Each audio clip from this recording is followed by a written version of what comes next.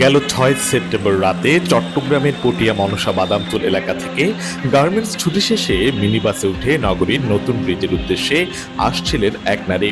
মাঝপথে এসে গাড়ি নষ্ট হয়ে গেছে বলে বাকি যাত্রীদের নামিয়ে দিলেও ওই নারীকে তার গন্তব্যে পৌঁছে দিবে বলে কৌশলে গাড়ি থেকে নামতে দেয়নি ড্রাইভার ও হেল্পার। কিছুক্ষণ পর রাস্তা নীরব হতেই গাড়ি চালিয়ে মুখ চেপে ধরে ওই নারীকে পর্যায়ক্রমে বাসটির হেল্পার ও ড্রাইভার মিলে ধর্ষণ করে শান্তিরহাট এলাকায় রেখে চলে যায়।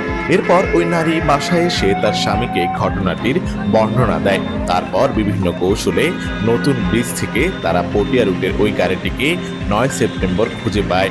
অভিযুক্তদের আটক করে উত্তম মধ্যম দিয়ে থানায় সোপর্দ করে স্থানীয় বাস্তুহারা এলাকার বাসিন্দারা। ওদিক থেকে আসতেছে মিনি বাসগুলো, যে মিনি বাসগুলো আছে মিনি বাসগুলোতে আসতেছে, হঠাৎ অর্ধেক পথ যখন আসে গাড়ি বিকল্প নাটক করার পরে মহিলা সব যাত্রী নামার পরে ওই মহিলাকে বলে, আপু আপনি দাঁড়ান, গাড়ি ঠিক হয়ে যাবে, আপনাকে আমরা কালাবাজার নামাই দিয়ে আসবো। রাত ৯টা বাজে ওই ঘটনাটা, ৯টা থেকে আপনার কালাবাজার ঘুরাই আবার নিয়ে যায় সিকলবাহা, মানে মসজিদটা করে এখানে স্ট্যান্ড ওরা পিছিয়ে নিয়ে মুখচিবি দেওয়ার পরে ওরা জঙ্গলে নিয়ে এক জায়গায় পার্কিং করে সব বন্ধ করে মহিলাকে ভয়বিত্রি করে ধর্ষণ করে। রাত্রে 11টার দিকে ওনাকে আরেকটা গাড়ি তুলে দেওয়ার পরে ওনাকে ধুমকে দিয়ে একটা নাম্বার দেয়। ওই নাম্বার সূত্র ধরে একে আস্তে আস্তে ওই মহিলা দিয়ে ফোন করে নতুন ব্রিজ আনার পরে গাড়ি সহ আমরা আটক করি। এই আজকে আমার বোন হতো তাহলে আমার সেন্সিটিভে কি হয়ে দাঁড়াতো।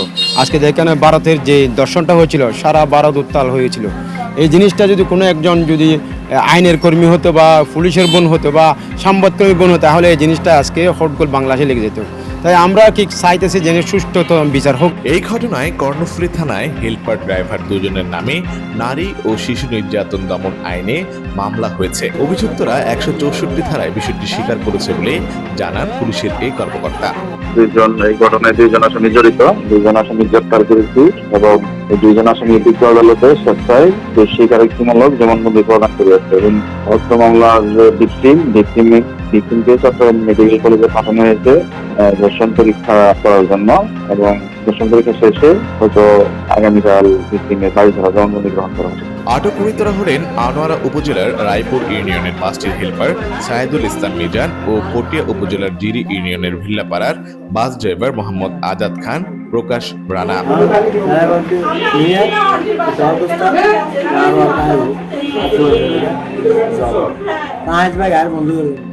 জানা যায় নতুন ব্রিজ পটিয়া রুটে চট্টগ্রাম মেট্রো ১১০৪-৭৩ নাম্বারের এই বাসটির যেমন ফিটনেস ছিল না, তেমনি ছিল না ড্রাইভারের লাইসেন্স।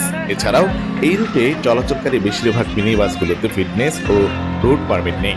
চলতি বছরের জানুয়ারিতেও কর্ণফুলী থানা এলাকায় এই ধরনের ঘটনা ঘটেছিল। দোষীদের সর্বোচ্চ শাস্তির আওতায় আনার দাবি সচেতন মহলের। আশিক আরেফিন, প্রতিদিনের বাংলাদেশ, চট্টগ্রাম।